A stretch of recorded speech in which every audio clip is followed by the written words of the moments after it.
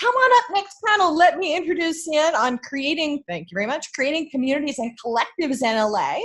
How in many ways we're doing this. Our moderator is Ross Gardner, who you've heard before already with his dulcet tones. Addy Gonzalez, Renteria, Jason Kramer, Steve Loza, Erin, Kristen Martinez, Farah Sosa, who you've seen already, and Maral Mahmoudi. Please, round of applause welcoming this panel.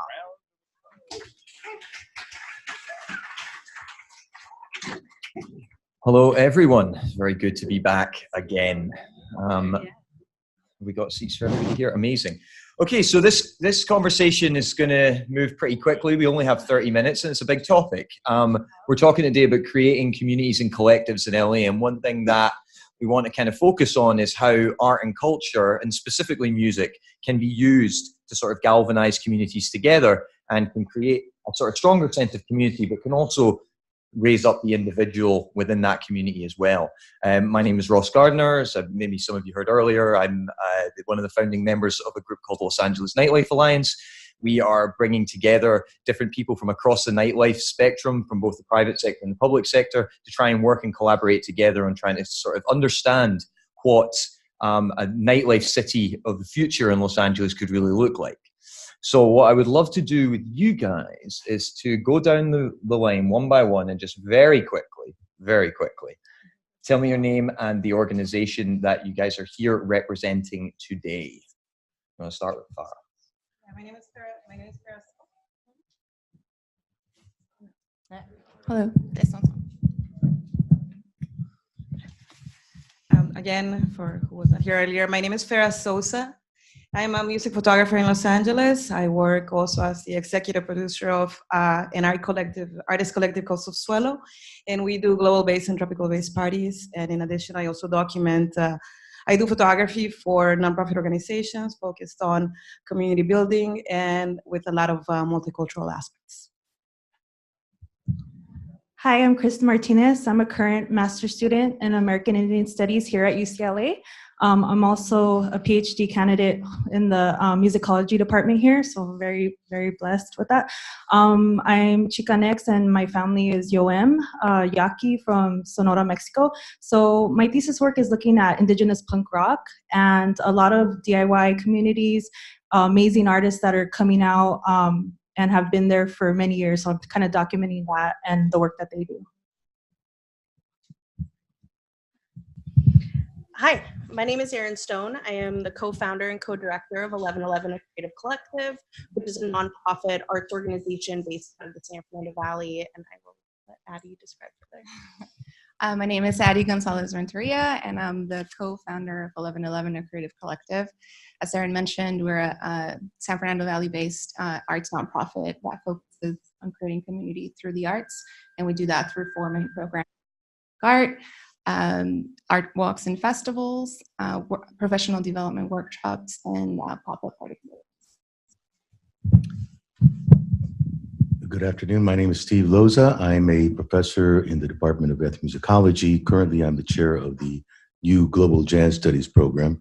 I have done a lot of research and publishing on musical communities in Los Angeles, especially the Mexican, the Latino, and actually a number of other communities representing the multicultural ambit of Los Angeles. So maybe I can talk about some of that today. Hey, I'm Maral. I'm a DJ, promoter, and producer, and I work a lot with dublab. I have a radio show on there, and I also work at a record label named Ninja Tune, and I just put on a bunch of shows all the time. Cool. My name is Jason Kramer. I'm a broadcaster DJ on KCRW for the last 21 years. I'm also a music manager, and what else do I do? I'm an instructor at various schools such as Musicians Institute, USC, and also here at UCLA Extension. Previously, I should say. Very good, guys. Erin and Addy, I'd love to start with you two. So 1111 kind of was born out of really an absence of culture and an absence of community around culture. So would you be able to just tell us a little bit and kick this thing off by explaining the origins a little bit of how it came together, and just sort of talk us through how you sort of got this sort of ball rolling and some of the successes you've seen with 1111? Sure. 1111 started, like, it was a very, very grassroots effort. We started about in 2009, and the reason why I started is because we are both from the Valley, and every time we needed to do something, we wanted to do something that was like culturally based, we had to leave the Valley. So we saw this need. We started with a small fundraiser at our house. We raised about $1,000, and we took that money and created an art show because we wanted to foster not just our friends, but like our overall community. And then the organization just organically grew. We started seeing like an actual need for not just cultural events, but also events that fostered music and, you know, helped emerging artists have a platform where they could perform and be a part of a community. Now into our, I want to say, we started the nonprofit and we established it in 2014. And now we have the Reseda Rising Art Walk, which brings about 10,000 people to the streets of the San Fernando Valley. We have 2 live music stages, and we're very proud to say that we're able to support about 10 to 15 bands that are paid for. And so we're really proud of that. Yeah.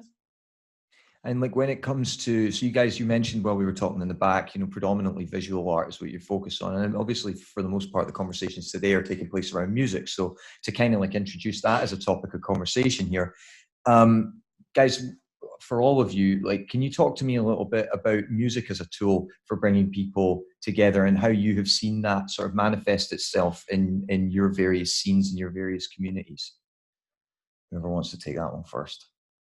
I would like to start.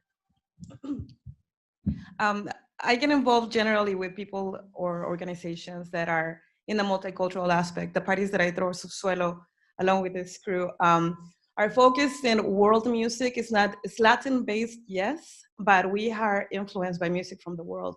So whenever somebody comes to our events, they see a reflection of themselves, whether because they like the music, because they feel identified, or they just can vibe to it.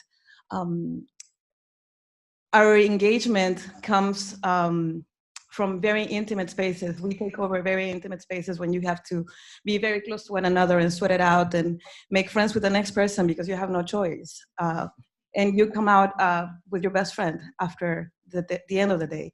And it's a very human approach. I feel that now with the social media age, we're lacking humanity. We're very much into electronic devices. And once you get the opportunity to interact live with people, it changes your perspective. And when you have music involved, music unites the world. And that's a very strong aspect of us being together, doing what we love. Well, I guess I'll jump in here. Again, I've been teaching here at UCLA for 34 years. So I have found, like some of my colleagues here, what I have found is that academia is very separate from the corporate world, from the so-called real, especially musical world. So what are we doing to try to incorporate ourselves, or at least our students in some way, especially with a city like Los Angeles, which is so intercultural and incredibly diverse. So I did start a project last year working with the Westwood Improvement Association. So it's all of the business owners who are together. And this is where you really feel the distance. What can we do to improve that relationship? So I propose that we do a Westwood concert series of our world music ensembles. We have about 15 different ensembles representing different parts of the world in ethnomusicology. What better place than Los Angeles to be promoting that? Yet I don't think we do it enough. Our students also need sort of exposure to the professional world, not just playing in recital halls in the music building.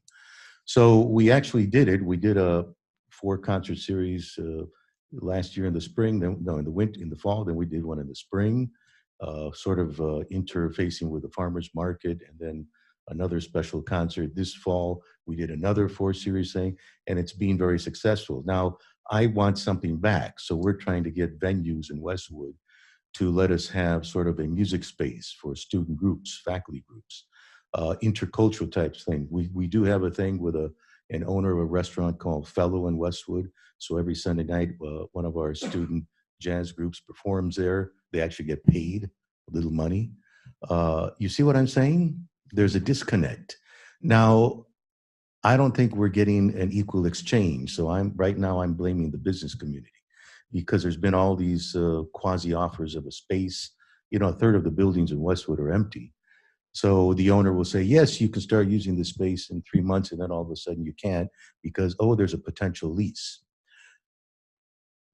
They get a tax write-off for having an empty space. But my question is, how do we inspire business people to be more open to this cultural necessity like you described right now, especially if it's multicultural?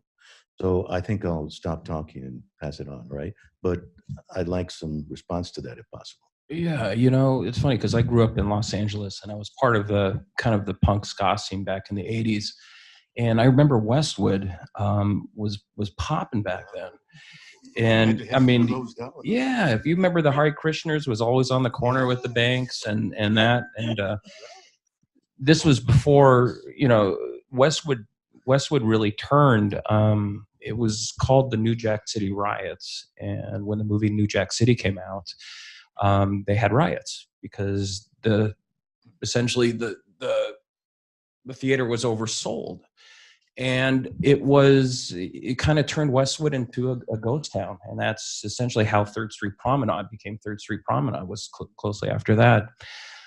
But yeah, you know, as Steve was saying, how many people, what are any suggestions that anybody has as far as like getting nightlife back into the city? I mean, we do think that corporations kind of get in the way of things and legalities and laws, but you know, maybe sometimes we should do what we used to do and just do guerrilla. Yeah. That's what I'm talking about. If I can interject a little bit, I think something that we noticed on our end starting out was that there weren't venues and there wasn't access. Yeah. You know, so how do we not only find those venues and find that access, because we know that there's plenty of talent even in the Valley, of people that, you know, want to get involved in nightlife. And I live in the create. Valley, thank you. Great. Yeah. I mean, I'm a bona fide Valley girl. Yeah, absolutely. Yeah. Proud to be a Valley girl. I know. So, you know, we kind of took this step to just investigate, like boots to the ground, like what are the venues, we were talking about this earlier, what are the venues that are accessible within our demographic? And in the Valley, in the 90s, it was bars and malls. Those were the two things available. And then past that, you know, those things also we only attracted a certain demographic of people. So then this kind of idea, like, let's move it to the streets. Like, when you open up a free event onto the streets are for people. The streets are for us. LA lacks that kind of pedestrian culture that many other cities do. So how do we open up the accessibility of these events, not only to be free to the public, but without maybe the, you know, prestige or exclusivity that some venues may hold, even if it's a 21 plus at a bar. I mean, what about kids, you know?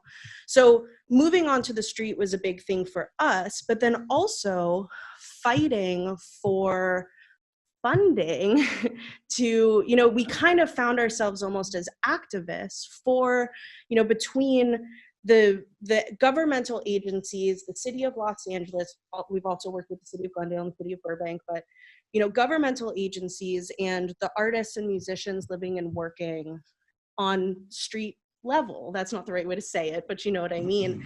And we found ourselves really fighting, like having to prove to the city, to the business improvement districts, to the Chamber of Commerce, why it's important to give that $50,000 grant for events on the city, why it's important to invest in, you know, organizations that are going to bring people onto the streets. And with that, you have all ages, all races, all demographics, you know, all music taste, all art taste, all these different people that are working together.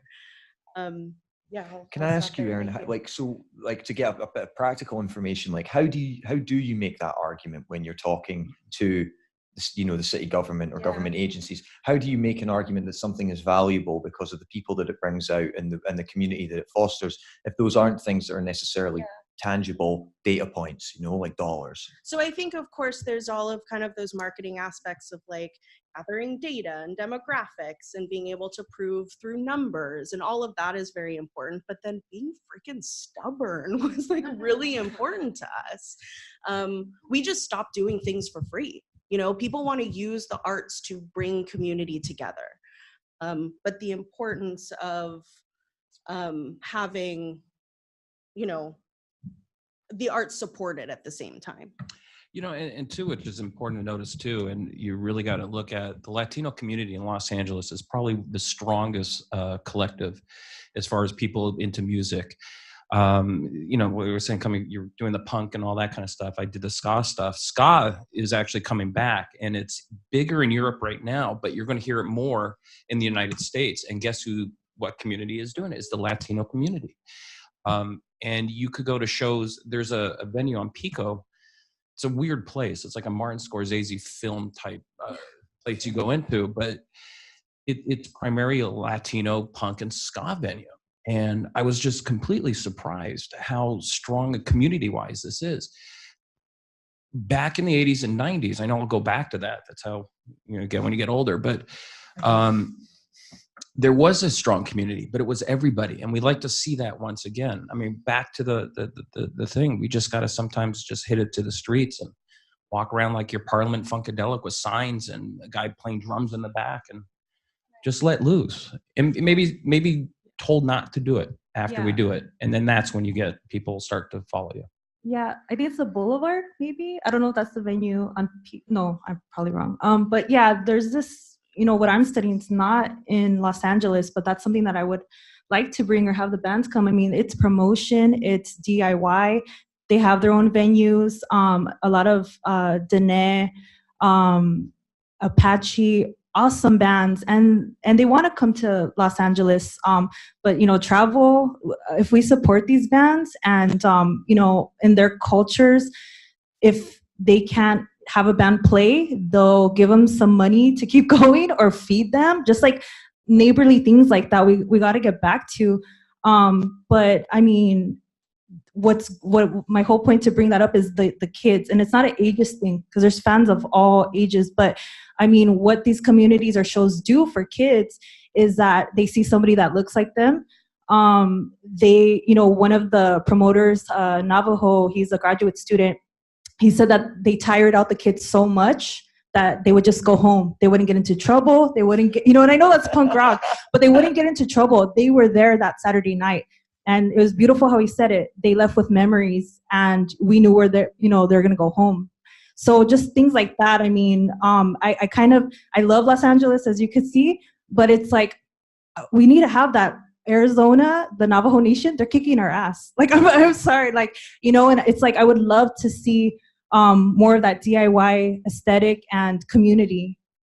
So I think for us in our experience, it was very, like, collaboration is key. And I think coming from like a DIY, like we're very, very grassroots, and like creating that synergy, and basically like we looked around and we're like, no one else is doing this, so who's going to do it? If we have the wherewithal and the passion, and we believe, like, we are strong, like, believers that the art can change a person's outlook in life. And so that's like the driving force, but not just looking at kind of like this romantic ideal of what the arts and the power of music can do, but like actually implementing that passion into something that's like, we look at ourselves as liaisons between the city and our community. So like, how do we bridge this and how do we make this happen? And just collaboration is super important. And even, you know, if it's $1,000 can make all the difference for like a DIY punk show, right? Or it can mean nothing for like a bigger, you know, enterprise. But I think collaboration and synergy is really, really key. I feel like I put on a lot of DIY shows, and there are like spaces, and there is like a really good DIY community right now. But what we do lack is funding, like you're talking about.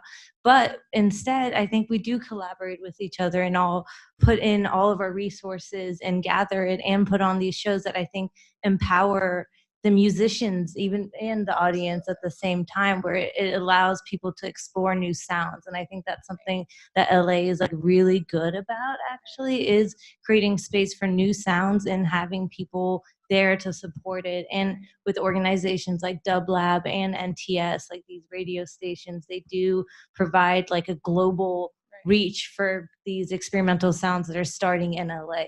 So I think that's really amazing. But I guess the biggest problem is spaces that aren't DIY. Like, I'd love to just put on a show at like a nice venue. Right. You know what I mean? Like, really, you just like don't have to deal with all like the headaches that come with putting on DIY shows. So it's like, it would be so great if these venues that do have shows all the time were more open to maybe more experimental music or music that's pushing boundaries, which I think they're starting to be, especially like Liz from the Echoplex, like that stuff. Like, I feel like it's happening, but I think there's like a big scene, and we just need a little bit more support, like you're saying. You know, and it's also about supply and demand. So Monday nights, who goes out regularly here in the audience? Okay.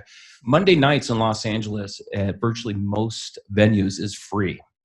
And they won't do an entrance fee or whatever. You don't pay for the bands. And from places like It's a School Night to Ones to Watch to all these things, these are all bands who are new bands that have the opportunity to play for free.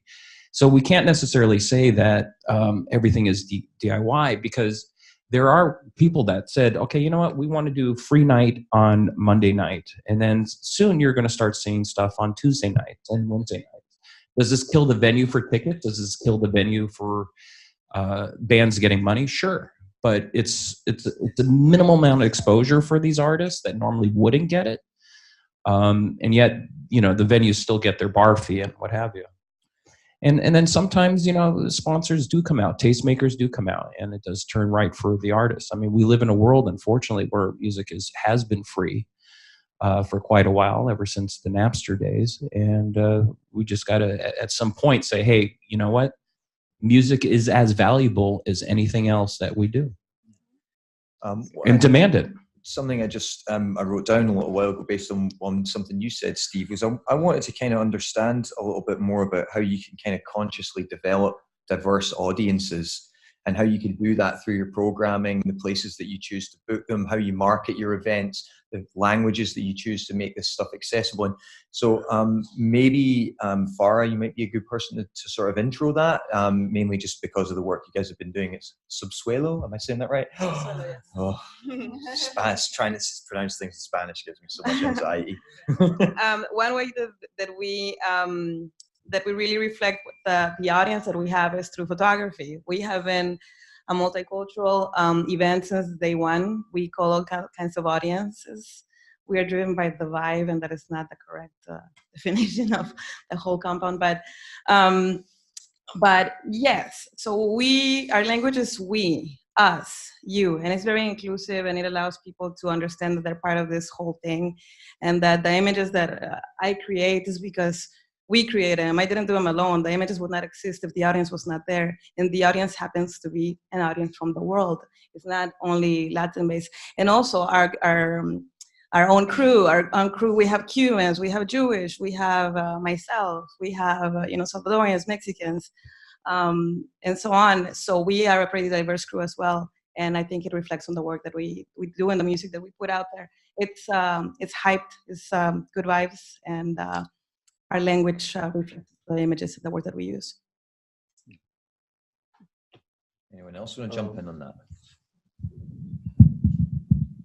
I have sort of a question to the audience or my fellow panelists.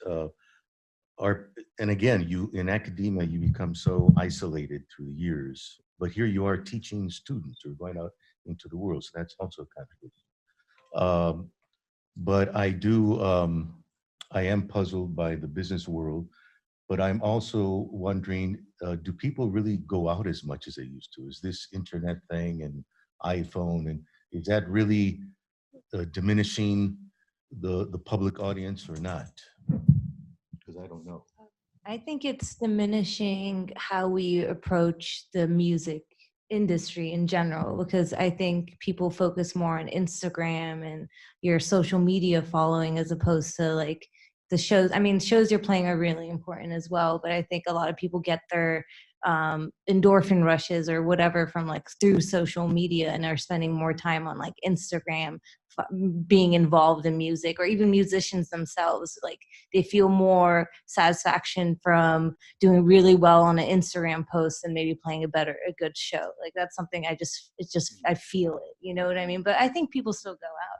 Like people go out hard. Yeah. I didn't When know they that. do, they go. Yeah, they do. It's funny because there's two parts to this. I saw Herbie Hancock play here once, and he says, I play more in Japan, and I live in Los Angeles, and I never play out here. You know, and that was jazz itself. But as far as your point, yeah, people do go out, but there is an inherent laziness to going out because everything is so spread apart. And frankly, sometimes, raise of hands here, how many times have you guys gone out and you're just kind of bored? The show is just not there. You know, we kind of want to see a show. We want to see the artist almost step it up in a way rather than a keyboard and a singer and that's it, you know? So it's almost a two-prong. As far as artists, I would love to see artists just really get involved into their art and really go for it and not be so scared. You know, there was a time where music was, you know, there was protest music, there was punk music, there was rock music, there was hip hop. And it had something where you just had that angst to it. And I just wish we had that. But even jazz had the angst to it. And I just wish we're at a point where we could get back culturally as a society and just, you know, really come forward with our stuff. It's like people care about branding before you play a show. It's like you gotta have your brand ready before, or like and this happens with venues. They won't book someone unless they have their brand and Instagram following to the roof or whatever. And that is a disservice to, like, you know, the actual musicians who are spending that time and playing DIY shows and being connected to the community. But if they don't have that Instagram following, or if they don't care to participate in it, it just puts them behind. And that's it. Do you want to come to the Reseda Art Walk this year and play? Yeah, I would love to. Yeah. Creating communities, guys. We're doing it right here before your eyes. Building new communities. And I think on that note, that was an excellent panel, guys. Really, really insightful.